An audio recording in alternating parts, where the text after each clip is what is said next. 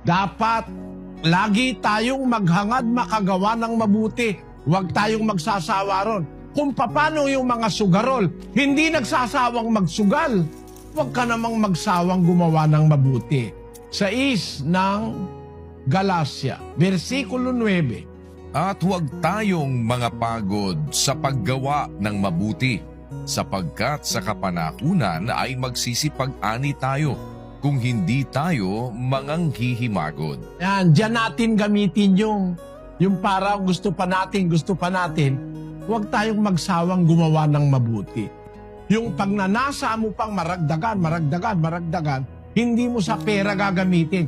Kasi pag sa pera ginamit yon, ang pag-ibig sa salapi, ugat ng lahat ng uri ng kasamaan sa isjis ng unang Timoteo, na sa pagnanasa ng iba, nangasinsay sa pananampalataya, tinuhog ang kanilang sarili ng maraming mga kalumbayan.